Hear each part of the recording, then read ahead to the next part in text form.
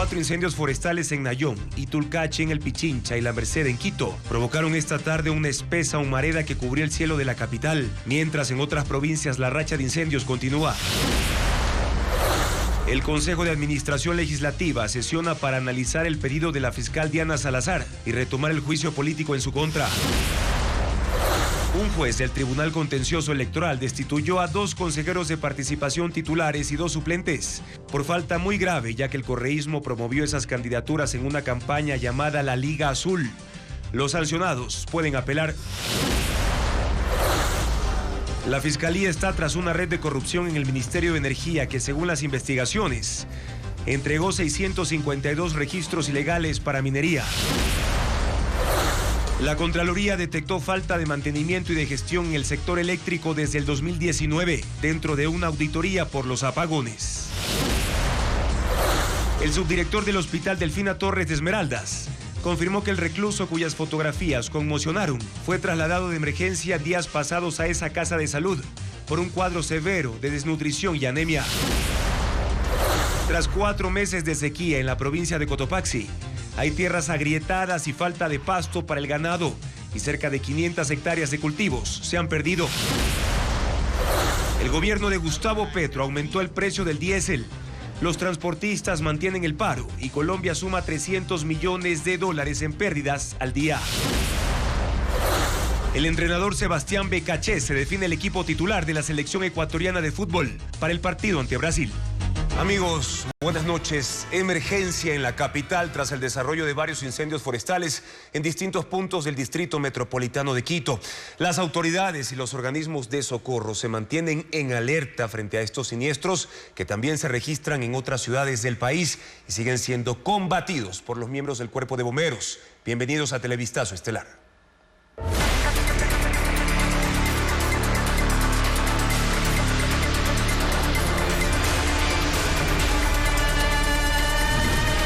Incendios. Combate cuesta arriba. Este miércoles 4 incendios forestales cubrieron de humo el cielo de Quito. 3 continúan activos y hay alerta por la mala calidad del aire en la ciudad. Diego Puente estuvo en Itulcachi, donde se desarrolla la emergencia más grave. Los 4 incendios en Quito se iniciaron cerca del mediodía. El más grande es en el sector de Itulcachi, en Pifu, oriente de la capital. Las llamas consumieron rápidamente la vegetación seca y ascendieron desde el fondo de la quebrada. El humo y el calor provocaron la muerte de 20.000 aves de una granja. Los comuneros de Itulcachi y La Cocha se organizaron para detener el avance de las llamas. 4 horas nos hemos mandado nosotros más o menos entre apaga, corre, salta, brinca, escóndete del humo. Debido a los fuertes vientos y a la presencia de ceniza, el cuerpo de bomberos no pudo usar su helicóptero para combatir el fuego. Hubo otros 3 incendios, uno de ellos en el Cerro Ilaló, sector La Merced, que fue controlado rápidamente. Otro ocurre en Nayón, oriente de la ciudad, y en Chiribulo, en el sur. Para combatir al fuego se emplearon 128 bomberos y 40 motobombas y autos de apoyo. Los incendios cubrieron de humo el cielo de Quito. Los incendios forestales se incrementaron en las últimas horas, pasaron de 10 a 17. Diego Cuenca describe los nuevos casos en la sierra principalmente.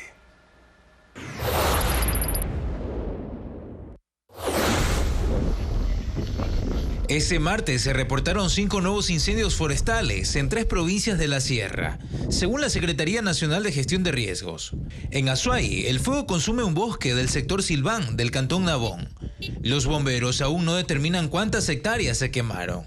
Las imágenes muestran montañas deforestadas y cubiertas de ceniza, mientras en el cantón Cuenca hubo 2 emergencias más. En el kilómetro 53 de la vía Cuenca-Molleturo y en el sector San Vicente de la parroquia Quingeo. Las autoridades tampoco indican la extensión de los daños y no han sido controlados.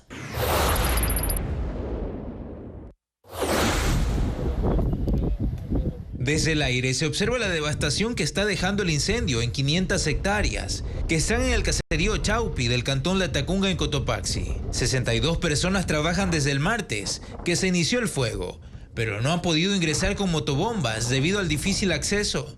Además, la velocidad de los vientos alcanza los 70 kilómetros por hora y aviva más las llamas. Según el Cuerpo de Bomberos de La Tacunga, han encontrado conejos, lobos de páramo y otros animales silvestres quemados.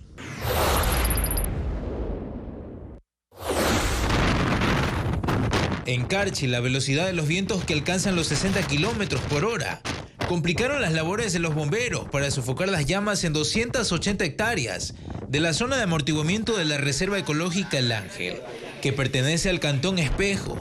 El incendio sigue activo desde hace 5 días. Y las partículas contaminantes en el aire generadas por los incendios forestales amenazan la salud de la población, principalmente a quienes tienen complicaciones respiratorias, pero también cardíacas. Fabiola Santana con las recomendaciones. Los incendios forestales siguen generando partículas contaminantes que ponen en riesgo la salud de la población. Se suma el viento que las lleva a los cascos urbanos e incluso a otros países y las vuelve perceptibles a la vista y olfato de los ciudadanos. En el aire hay 2 tipos de partículas dañinas que se distinguen por su tamaño, peso y capacidad de ser distribuidas con el viento. Con incrementos de los contaminantes material particulado PM2.5 y PM10. Quizá las más gruesas son las PM10 que se quedan flotando por un momento en la atmósfera, pero las PM2.5 pueden viajar mucho más lejos. La contaminación puede complicar a personas vulnerables ante enfermedades respiratorias y cardíacas. Entre otros síntomas, puede generar cansancio, dificultad para respirar, irritación en las vías respiratorias y ojos llorosos. Para evitar un aumento de pacientes en las casas de salud, los expertos recomiendan evitar salir. De lo contrario, usar mascarillas y gafas protectoras de ojos, lentes de armazón en lugar de los de contacto. En las casas u oficinas, cerrar puertas y ventanas y colocar trapos húmedos en las rendijas. También proteger los reservorios de agua y lavar bien las frutas y verduras. Pero lamentablemente estas emergencias, estas contingencias nos llevan a seguramente episodios de los días venideros de atención, de incremento en la atención médica. Mientras se mantengan los focos de fuego, los expertos recomiendan mantener activas las medidas de seguridad. El juicio político a la ministra del Interior, Mónica Palencia, se suspende. La presidenta de la Comisión de Fiscalización, Pamela Aguirre, informó la decisión al juez Edgar Romero, encargado de ese caso. Patricio Díaz señala además que la Asamblea decidió esperar una respuesta de la Corte Constitucional para retomar 3 juicios archivados. La suspensión del juicio político a la ministra del Interior abre la puerta al inicio del juicio a la fiscal Diana Salazar. La decisión de la presidenta de la Comisión de Fiscalización, Pamela Aguirre, de acatar la sentencia judicial, suspender el juicio a Mónica Palencia y retomar los procesos contra exministros del gobierno anterior, tuvo un giro inesperado. Dio paso al juicio de la fiscal Diana Salazar, porque ese proceso estaba primero en el orden de juicios políticos, cuando fueron archivados los de los exministros de Guillermo Lasso. Sin embargo, hace falta un último paso: que el Consejo de Administración Legislativa acoja formalmente el pedido hecho por la fiscal para que se reactive su juicio. Esta mañana el CAL tomó la primera medida en ese camino. Abocó conocimiento del otro juicio contra la fiscal, presentado por el correísta Héctor Valladares. Así, son 2 los procesos contra Diana Salazar. Los 2 los vamos a enviar a la comisión que yo creo debería unificarlos. Gisela Garzón, interpelante de la funcionaria, dice estar lista para el juicio, aunque reconoce que la decisión de Pamela Aguirre de acatar el dictamen de la justicia no fue tomada con la bancada correísta. Ha sido una decisión unilateral, no es una decisión y una postura de la bancada en su conjunto, porque habíamos planteado varios escenarios en este contexto. Los legisladores dicen que de todas formas esperan la respuesta de la Corte Constitucional sobre si hay o no intromisión de la justicia en las decisiones de la Asamblea. Con esa resolución, las cosas pueden volver a cambiar. Y precisamente en estos momentos el Consejo de Administración Legislativa se mantiene reunido para definir si reactiva o no el juicio político a la fiscal Diana Salazar, luego de que la propia funcionaria pidió que se lo retome. En vivo vamos ahora con Patricio Díaz, quien está en la Asamblea. Patricio, ¿tomó ya alguna decisión el CAL?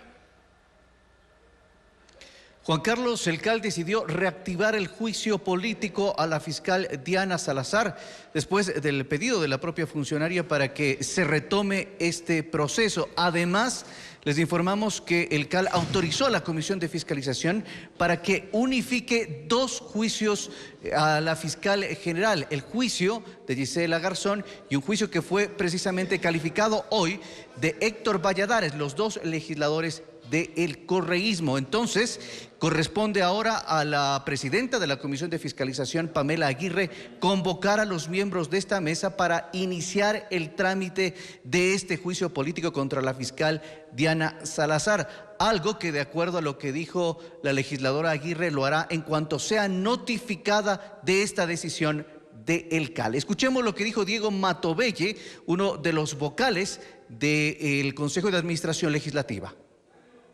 Y hemos unificado con otra petición también que se ha solicitado un juicio político por parte del asambleísta Héctor Valladares al juicio político solicitado por Gisela Garzón.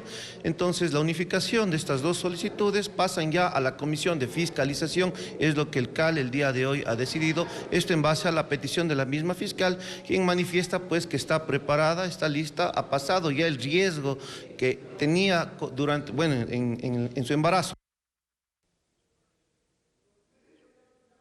Esta decisión de reactivar el juicio lo tomaron los 5 legisladores que estuvieron presentes, 5 legisladores del Partido Social Cristiano, de ADN, que fueron los que estuvieron presentes en esta sesión. Insistimos, será la presidenta de la Comisión de Fiscalización la que convoque en las próximas horas al inicio de este juicio político, luego de que se ha suspendido el juicio a la ministra del Interior y también se cumplió el dictamen judicial para que se retorne a donde estaban pendientes juicios a exministros del gobierno anterior. Por eso y por el orden de los juicios corresponde ahora a la fiscal general. Les informaremos oportunamente del desarrollo de este proceso en la Asamblea Nacional.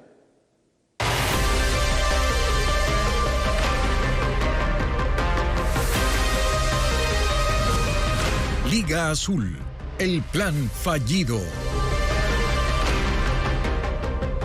4 consejeros de Participación Ciudadana fueron destituidos por el Tribunal Contencioso Electoral. La sentencia señala que cometieron una falta electoral muy grave al recibir respaldo de una organización política. El correísmo auspició, de hecho, las candidaturas de los hoy sancionados al Consejo de Participación, a quienes incluso identificó como la Liga Azul. La sentencia dispone la destitución de 2 consejeros de Participación Ciudadana y que 2 más sean retirados del listado de dignidades como consejeros suplentes. Así lo resolvió el doctor Fernando Muñoz, juez del Tribunal Contencioso Electoral. Los sancionados son Augusto Verduga, Yadira Saltos, Biel Capárraga y Eduardo Franco Lor. A la sanción señalada se suma el pago de 70 salarios básicos unificados, que equivale a $31.500, y la suspensión de sus derechos políticos por 4 años. El contencioso electoral unificó 2 denuncias que se presentaron contra los 4 consejeros, a quienes se los acusó de hacer proselitismo político con el apoyo explícito del movimiento Revolución Ciudadana cuando eran candidatos para integrar ese organismo. En la sentencia del Tribunal Contencioso se señala que recibieron respaldo de esa organización en redes sociales, spots publicitarios, entrevistas, afiches, eslogans y con el uso de colores que los identificaban con esa organización política. Para el juez Muñoz, la prueba madre fue este conversatorio que se desarrolló el 29 de enero del 2023. Estuvieron los 7 candidatos al Consejo de Participación Ciudadana identificados como la Liga Azul con el expresidente Rafael Correa. En ese diálogo, los hoy sancionados dijeron, entre otras cosas, que tenían como misión terminar con la persecución política, reconocían la estatura ética y política de Correa y Jorge Glass, dijeron que el expresidente era el motivo de su inspiración y que provenían de su legado. Allí también Correa indicaba cuál era la vinculación de estos candidatos con su proyecto político y daba directrices y señalaba las consignas que debían defender en caso de ser elegidos. A recuperar la patria, y el principio de esa recuperación puede venir de esa gran institución que es el Consejo de Participación Ciudadana y Control Social. Un inmenso abrazo, queridos compañeros. La Liga Azul ya había perdido a Allen Berbera en el Consejo de Participación Ciudadana.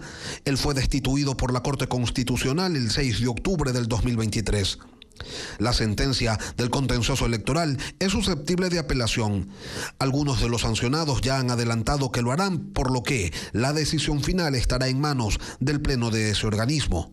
Esta destitución ocurre en el momento en que el Consejo de Participación Ciudadana discutía la aprobación del reglamento que regirá en el proceso de selección de la máxima autoridad de la Fiscalía General del Estado. Y el Tribunal Contencioso Electoral admitió a trámite la denuncia por violencia político de género que presentó la asesora presidencial Diana Jacome en contra de la vicepresidenta Verónica Abad. El 30 de septiembre habrá una audiencia oral única y si Abad no se presenta, será declarada en rebeldía. Luisa María Heredia con el informe. La denuncia por violencia política de género en contra de la vicepresidenta Verónica Abad ya está en trámite. El Tribunal Contencioso Electoral la admitió este martes. Abad tiene un plazo de 5 días para contestar a la denuncia. Podrá presentar pruebas de descargo. El siguiente paso será la audiencia oral única que está prevista para el 30 de septiembre. Si la vicepresidenta no se presenta, será declarada en rebeldía y podría perder sus derechos políticos. La acusación fue presentada por la asesora presidencial y precandidata asambleísta nacional por el movimiento oficialista ADN, Diana Jacome, el pasado 15 de agosto, 7 días después de que Abad la denunció a ella, al presidente Daniel Noboa, al también candidato asambleísta y viceministro de Gobierno Esteban Torres, y a la canciller Gabriela Sommerfield, por lo mismo, violencia política de género. La causa por ahora está en pausa, debido a que primero deberá tramitarse la recusación presentada por Jacome al juez Fernando Muñoz, expresidente del contencioso, quien tiene a cargo la denuncia. Según la asesora, el tribunal le dio paso a su pedido para que tome conocimiento y resuelva el pleno. Jamás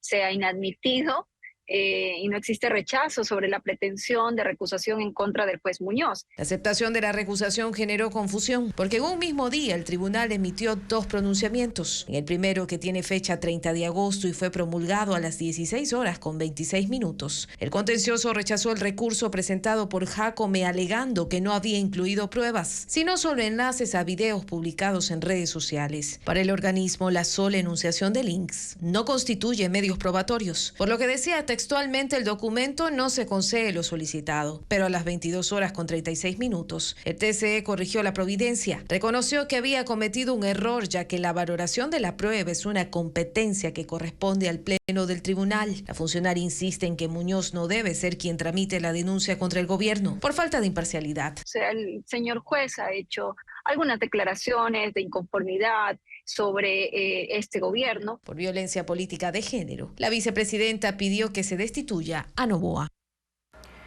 El gobierno de Colombia llama a un diálogo a los transportistas que mantienen una paralización desde hace 6 días por el incremento en el precio del diésel y suspende los otros aumentos previstos para el resto del año. Gustavo Petro, antes opuesto a estas subidas, recurre a la medida para financiar el presupuesto de 2025.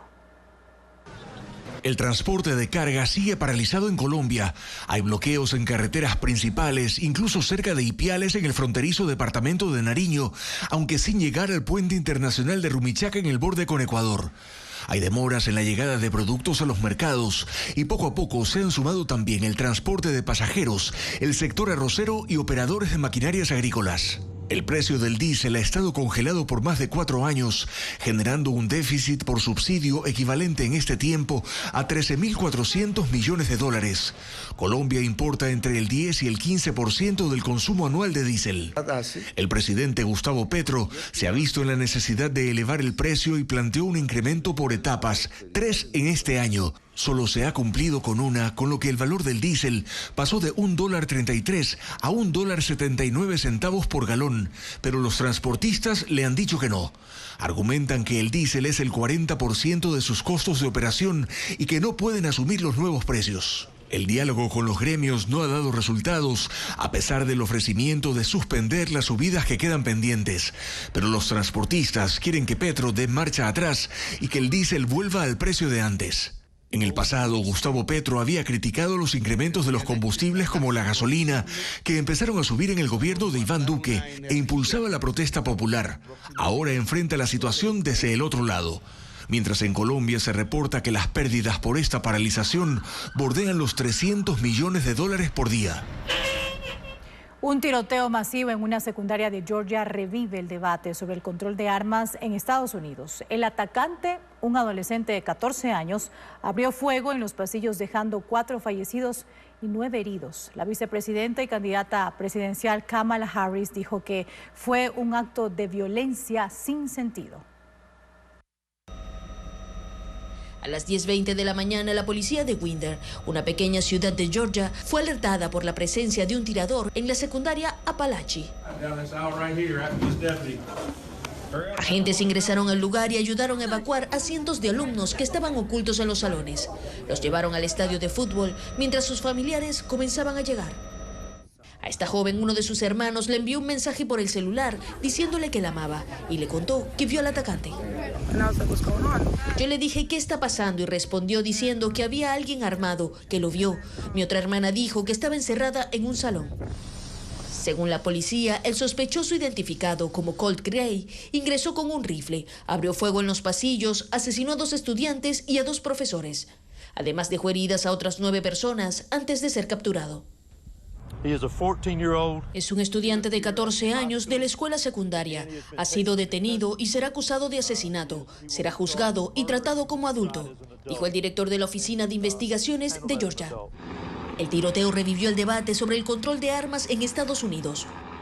La Fiscalía investiga una presunta red de corrupción en el Ministerio de Energía y también en la Agencia de Regulación y Control Minero. Mediante un acto urgente, allanó las oficinas de las 2 instituciones en Quito para recabar evidencias. Paul Romero con los detalles de esta intervención. El allanamiento simultáneo la noche de este martes por parte de la Policía y la Fiscalía a las oficinas del Ministerio de Energía y Minas y de la Agencia de Regulación de Control Minero, Arcom, en Quito, tiene un motivo. Investigan una presunta red de corrupción que adjudica concesiones mineras.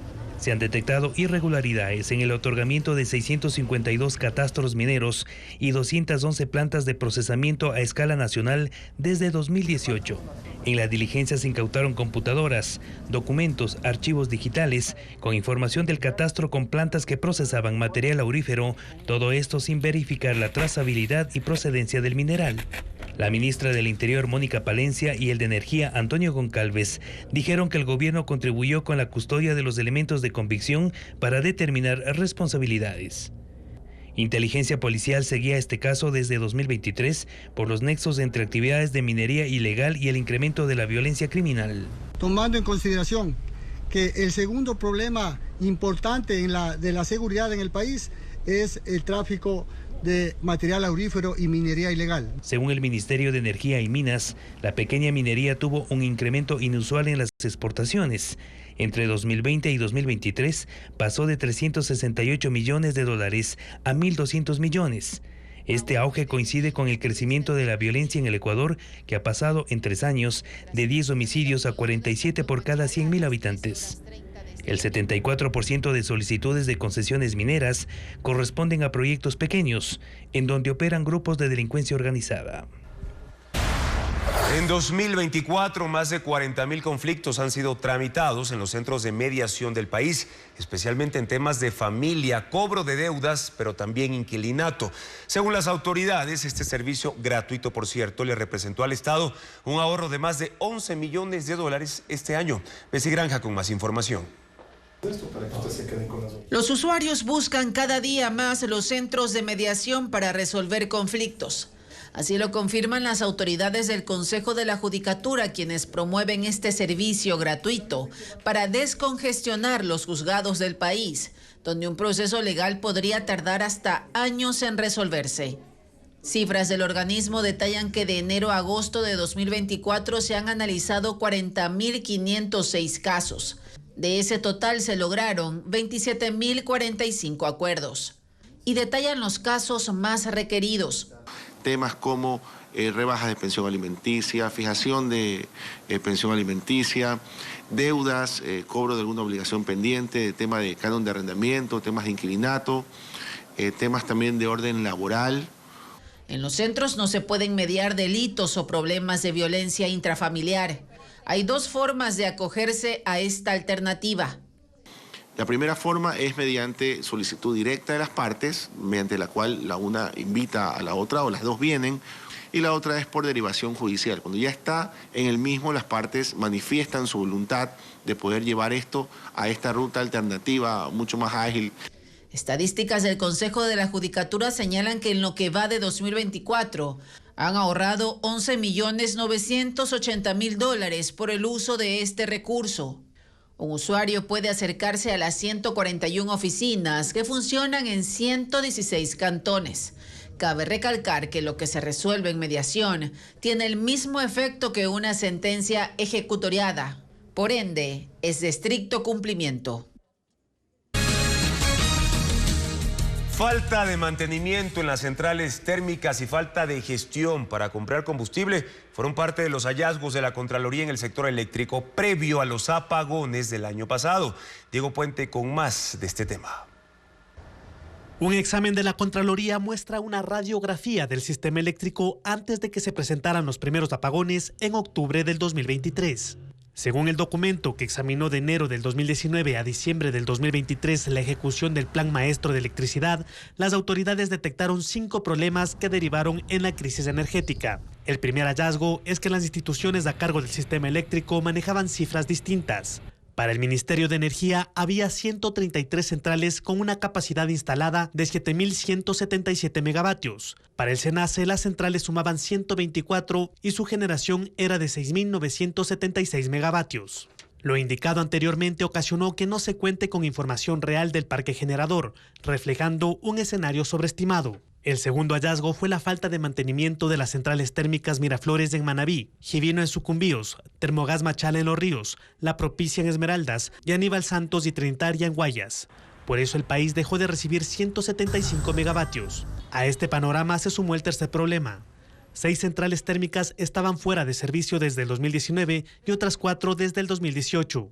Según la Contraloría, esto ocasionó la disminución de aporte energético al sistema nacional interconectado en época de estiaje. La mayoría de esto es gestión, porque existen las termoeléctricas, existen las hidroeléctricas. Ellos no tomaron las medidas adecuadas para poder cubrir lo que tiene que ver con la crisis energética. No hubo la gestión, no se tomaron los correctivos necesarios. La falta de gestión para la compra de combustibles es el cuarto problema detectado por la Contraloría. La de Machala, que tenía falta la producción de gas ahí o implementación de compra de combustible gas para que pueda funcionar otra máquina adicional. La Contraloría detectó, y esa es la quinta falla, que 12 de 14 proyectos de energía que debían construirse entre el 2019 y 2021 no se ejecutaron. Por estos problemas que costaron al Ecuador millones de dólares en apagones, el informe determinó $130.000 a exministros, exviceministros y exdirectivos de alto nivel por responsabilidades administrativas. En Francia se inició un juicio sin precedentes contra 50 hombres acusados de haber tenido relaciones con una mujer que era drogada y ofertada para estos encuentros por su esposo, con quien estuvo casada 50 años. Él ha sido el primero en presentarse en la corte y enfrenta, como los demás, una pena de 20 años de cárcel. La víctima de las violaciones se llama Giselle Pelicot, de 67 años, y junto con sus 3 hijos decidieron que el juicio se hiciera público para que otras mujeres conozcan lo que le ocurrió y estén prevenidas. El caso fue descubierto en 2020 cuando la policía detuvo a su esposo Dominique en un supermercado por grabar a clientas bajo sus faldas usando su celular. Al revisar el dispositivo hallaron 20.000 videos y fotos de una mujer inconsciente siendo violada. El hombre de 71 años admitió que se trataba de su esposa, a quien él ofertaba en un foro de internet para servicios sexuales.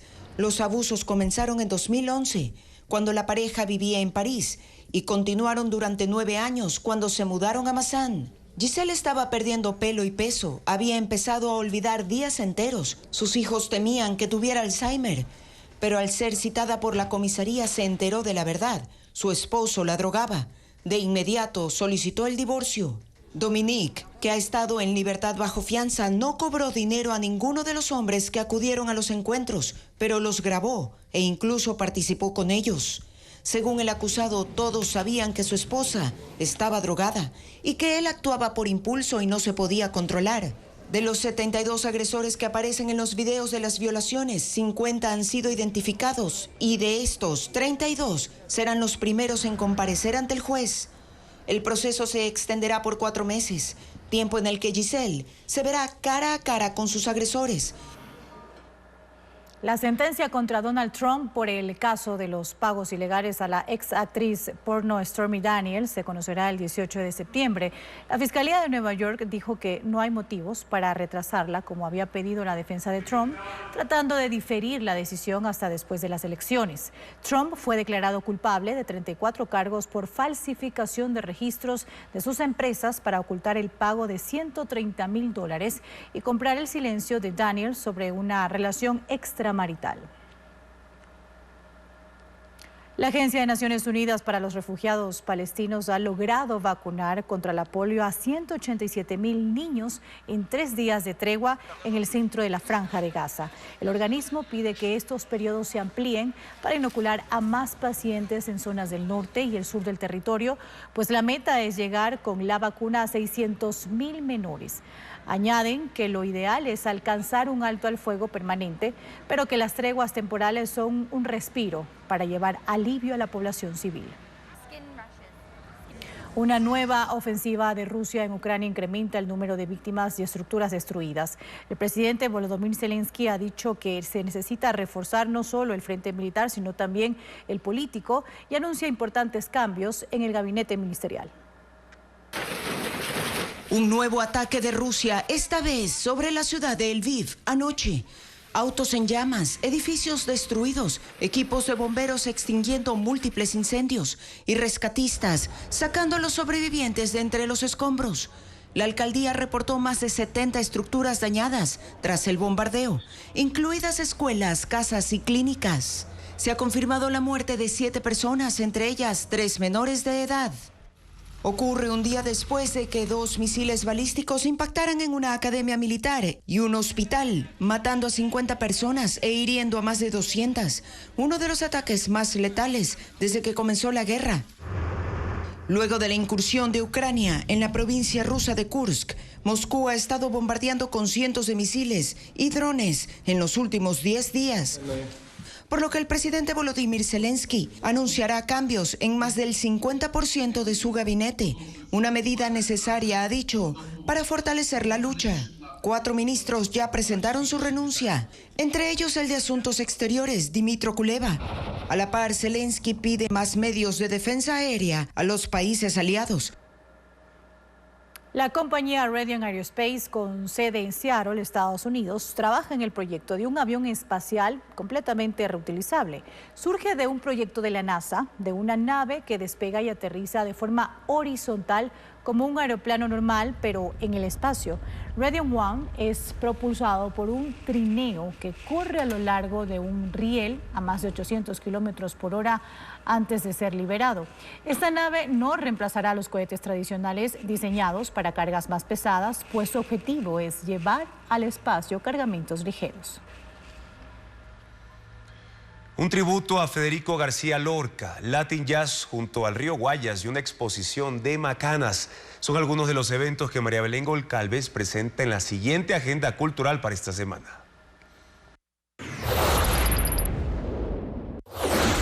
Inseguro, montaña celestial de angustia y vida. La actriz española Pilar Todera interpreta Memora, una obra de teatro en la que rinde tributo al escritor Federico García Lorca. Las funciones serán viernes y sábado a las 7 de la noche y el domingo a las 6 de la tarde en el Teatro Patio de Comedias, en Quito.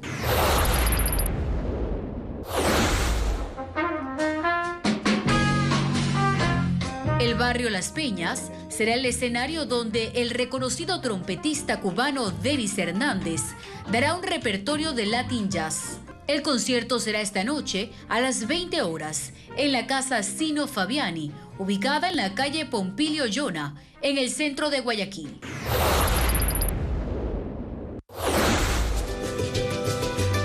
Tres artesanos de Macanas mostrarán sus mejores creaciones con la técnica de telares de cintura en la exposición denominada Herencias Vivas. Estos textiles, también conocidos como paños de gualaceo, tienen rasgos prehispánicos y colores de la naturaleza. La exposición gratuita estará disponible desde este miércoles a las 6 de la tarde en la Galería Vitrina de la Casa de la Cultura Núcleo Azuay durante todo el mes.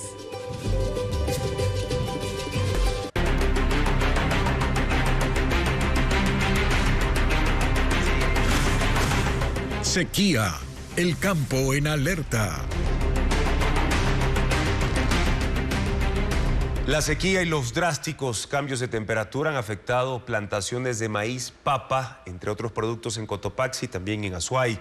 Justamente los cultivos están poniendo en riesgo la producción agrícola. Se están marchitando, hay al menos 600 hectáreas perjudicadas. Y Patricio Viera con más de este complejo panorama en el siguiente informe. En la provincia de Cotopaxi, la ausencia de lluvias durante los últimos 4 meses ha convertido los campos en terrenos secos y agrietados. Cultivos de papa, maíz, frijol y habas se marchitan bajo el sol implacable en los cantones Pujilí, Saquicilí, Salcedo y Latacunga. En este último, en la parroquia de Poaló, hay 65 agricultores que sembraron 150 hectáreas de maíz en junio, pero la sequía les arrebató la cosecha.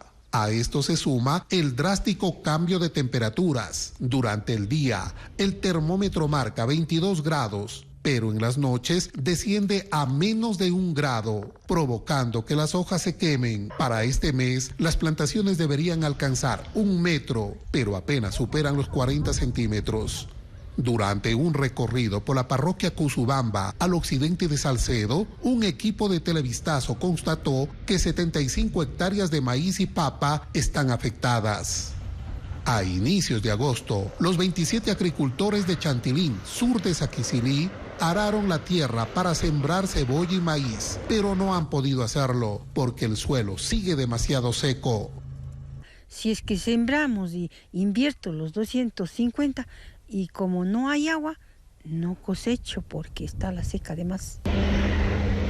Con tractores, los 85 agricultores de la parroquia La Victoria, norte de Pujilí, remueven 45 hectáreas en busca de humedad, pero solo logran levantar el polvo. En total, se han perdido 500 hectáreas de las 600 destinadas a cultivos en estos 4 cantones de Cotopaxi. En la provincia de Azuay, 2 meses sin lluvias y 15 días de heladas en la parroquia Tarqui, en Cuenca, dejan siembras marchitas y suelos cuarteados. En esta zona hay 4.000 agricultores y unas 3.000 hectáreas de cultivos de arveja, maíz y papa se han perdido. Las plantaciones han dejado de crecer. Mientras tanto, en San Joaquín, al sur, alrededor de 800 personas se dedican a la producción de vegetales como coliflor, perejil, brócoli, lechuga y espinaca. Sus cultivos también han sufrido el impacto de la sequía con cerca de 100 hectáreas perdidas. Viene amarillas primero es el secamiento del suelo. Y al secarse el suelo y ya no desarrolla la planta, las plantas tienden a amarillarse. Los agricultores se han agrupado para recolectar agua de lagunas y pozos para tratar de regar y recuperar algo de sus productos.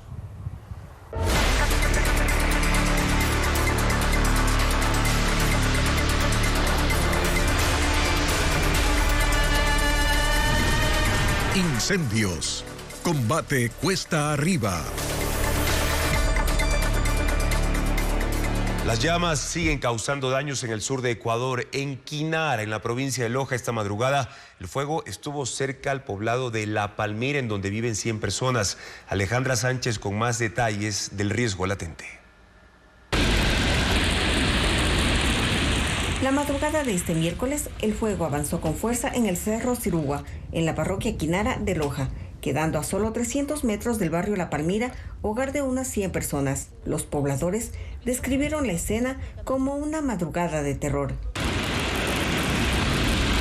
22 bomberos de Loja, Malacatos y Vilcabamba trabajaron sin descanso durante 6 horas para contener las llamas y evitar que alcanzara las viviendas. Cerca del amanecer, el fuego fue frenado, aunque sigue activo. Las 15 familias que habitan en el área de mayor riesgo en Palmira no quieren evacuar por temor a asaltos. Una capa de humo rodea al Cerro Sirugua. Los rescatistas se han dividido en 3 frentes para evitar que las llamas se propaguen allí y en el límite con Vilcabamba. Helicópteros de la Fuerza Aérea de Ecuador y Perú han realizado este miércoles 14 descargas de agua, logrando mantener controlado el fuego.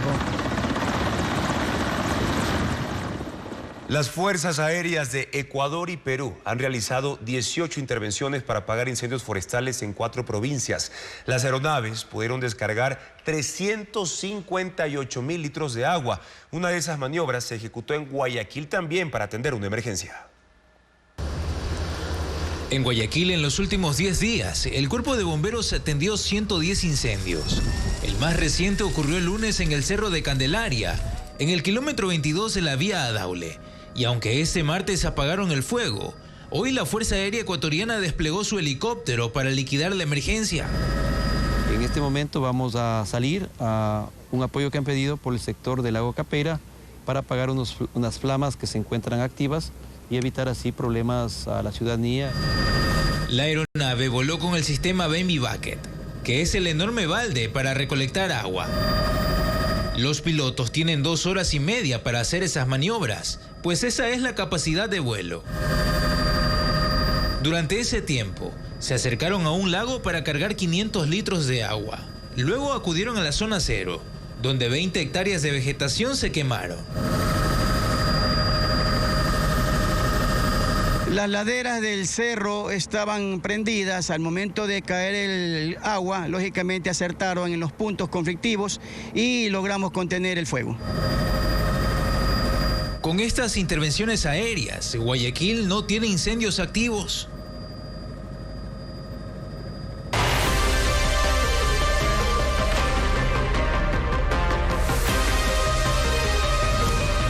Liga Azul, el plan fallido.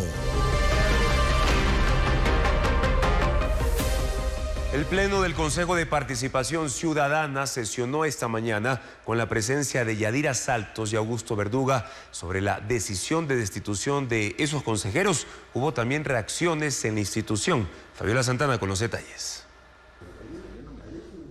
Con 1 hora de retraso se instaló la primera sesión del Consejo de Participación Ciudadana desde que se conoció la sentencia de primera instancia que destituyó a 2 de los consejeros principales.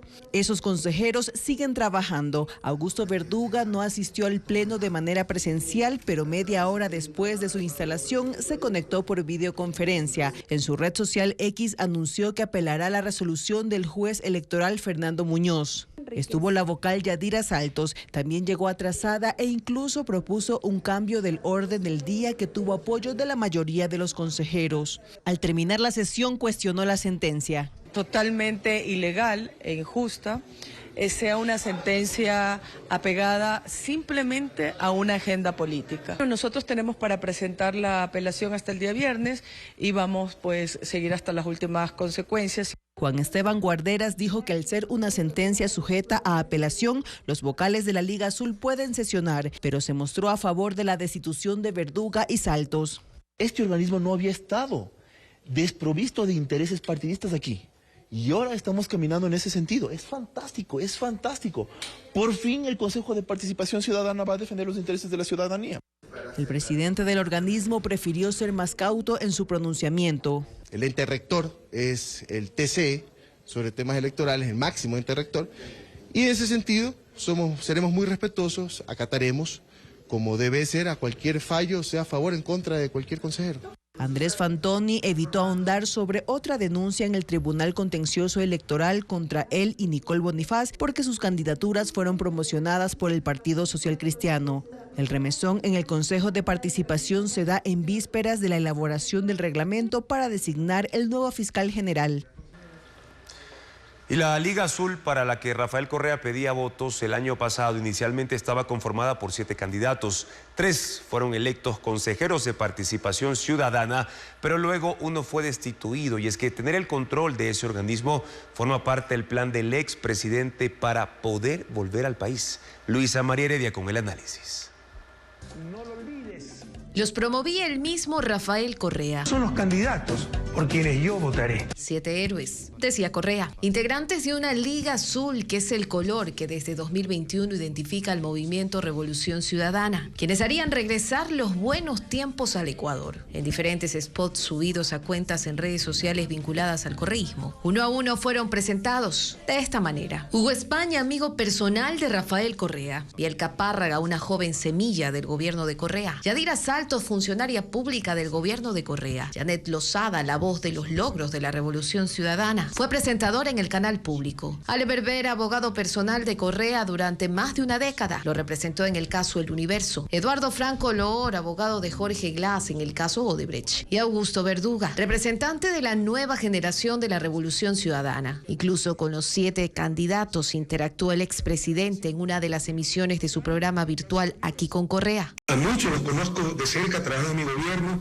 Hugo España, inmigrante en Bélgica, me ayuda con el jardín de mi casa. Pese a todo el respaldo, solo Saltos, Ver y Verduga obtuvieron los votos suficientes para poder ser posesionados como consejeros de Participación Ciudadana. En mayo del año pasado, Ver incluso presidió el organismo hasta que la Corte Constitucional lo destituyó. 5 meses después, en octubre, su salida llevó a que Loor se convierta en consejero suplente en marzo de este año. Y este lunes fue posesionado. Párraga también quedó como consejera suplente del ente. Con el Consejo de Participación Ciudadana a su favor, Correa quería tener injerencia en la designación de las autoridades de control del Estado, como el Contralor, titular de la Judicatura y el nuevo fiscal. Pensando en los casos de corrupción relacionados con su administración y en allanar el camino para poder volver a Ecuador, mandando abajo la sentencia que pese en su contra por cohecho. Pero no logró una mayoría, ni pudo sostener la presidencia. Y ahora hasta podría perder la representación de la Liga Azul, que aún queda. El subdirector del Hospital Delfina Torres en Esmeraldas confirmó que el recluso trasladado de emergencia a esa casa de salud llegó con un cuadro severo de desnutrición y anemia. El hombre de 46 años presenta desmayos constantes y extrema delgadez. Veamos.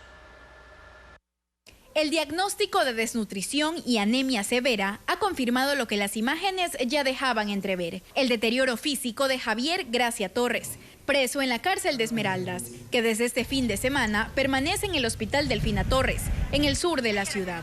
Hoy, el subdirector del hospital confirmó a su familia que el hombre de 46 años fue internado de emergencia debido a lipotimia, es decir, desmayos constantes. Los primeros exámenes revelaron un alarmante nivel de hemoglobina de 9.2, 2.6 por debajo de la media. Sin embargo, pasaron 5 días hasta que este miércoles su familia pudo conocer el origen de su debilidad extrema.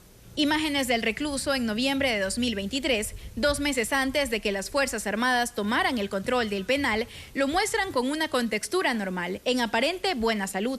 Su transformación fue drástica. En las últimas fotografías se le ve irreconocible, con los huesos marcados y una delgadez extrema. Según el recluso, desde hace 3 meses comenzaron a reducirles las raciones de comida y en muchas ocasiones las mezclaban con arena y lodo. ¿Cuántas veces te daban de comer?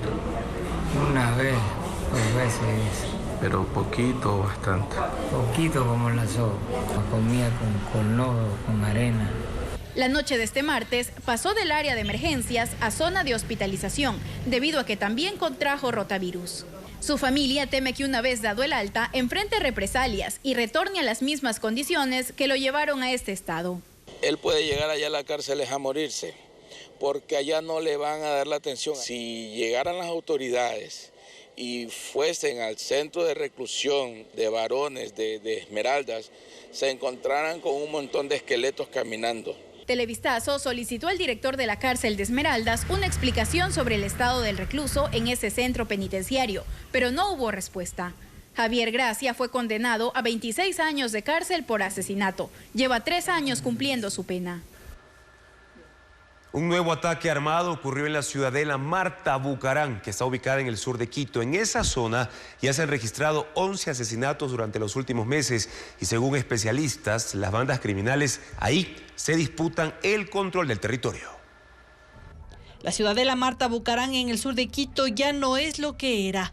Sus habitantes viven hoy en zozobra por la ola de violencia que según ellos se desató desde hace un par de años. La tarde de este lunes volvieron a ser testigos de otro ataque armado. 3 personas que conversaban en esta esquina fueron baleados. 2 murieron y 1 está en un hospital. Lo que preocupa aquí es que esos hechos ya no son aislados y han convertido ese barrio de 6,000 habitantes en uno de los 12 más conflictivos de Quito. Ahora se escucha todito por abajo también, que hay muchos que venden la droga. Con miedo, si ayer estaba bien feísimo. Marta Bucaram surgió en los años 70 como una cooperativa de vivienda. Es un barrio comercial, de pequeños emprendimientos y vendedores ambulantes. Su topografía lo vuelve zona de tránsito en medio de 2 barrios populosos, la Ciudadela Ibarra y la Ecuatoriana, y en donde han ocurrido 34 homicidios en lo que va del año, además de otros delitos. Acá lo que se ha incrementado es el robo a personas y el robo a vehículos. Por eso es que nosotros estamos lanzando campañas para prevenir este tipo de delitos, ¿no? Y aunque la policía es más cauta, quienes conocen de cerca la zona no temen en contar a detalle que este sector se ha vuelto conflictivo porque 2 bandas se disputan territorio para el microtráfico. Dan que vendan droga a los comerciantes.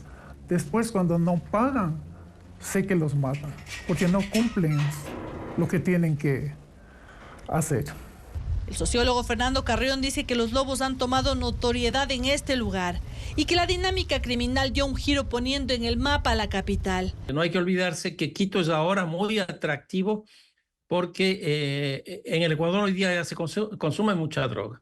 Y aunque los asesinatos siguen siendo entre miembros de bandas, en la Marta Bucaram ya hay víctimas colaterales.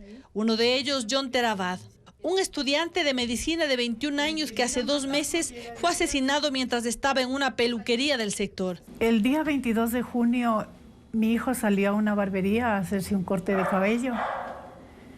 En 20 minutos le asesinaron. Según la policía, los asesinos buscaban al dueño de la peluquería. Su madre dice que aún no tiene respuestas.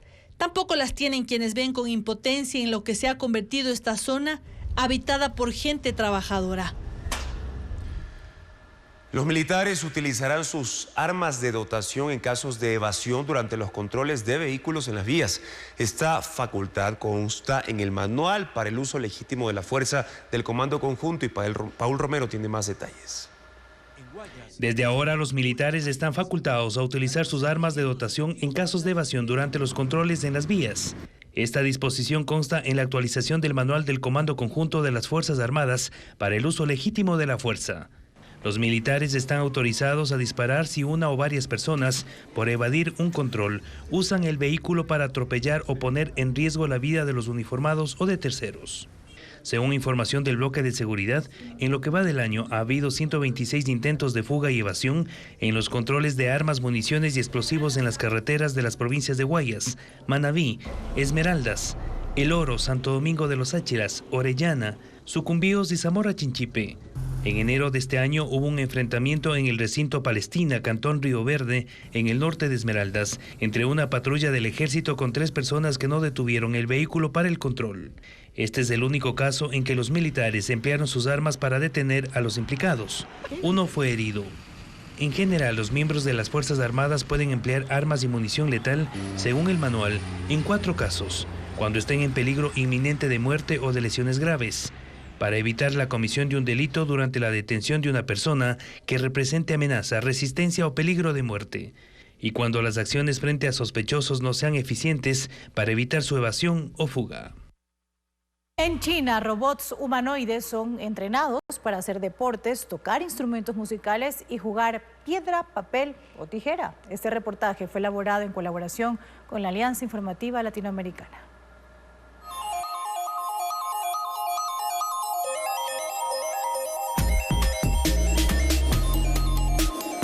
27 tipos de robots humanoides que dominan movimientos complejos se presentaron en la Conferencia Mundial de Robots en Beijing, China.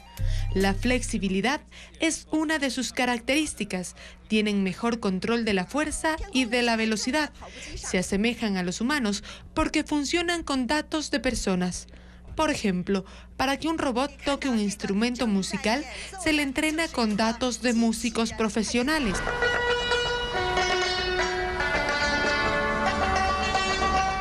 En media hora, el robot alcanza el nivel 10 de habilidad.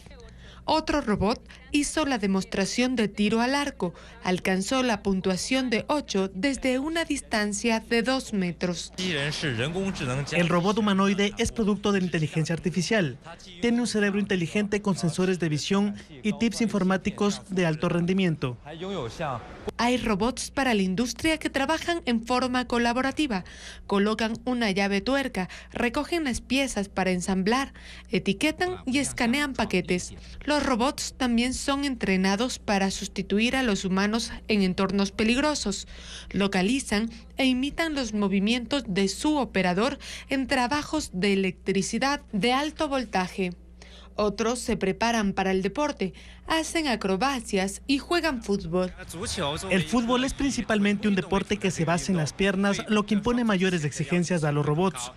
Necesitan caminar hacia adelante de manera constante y levantarse después de una caída. Hay robots que tienen un aspecto humano.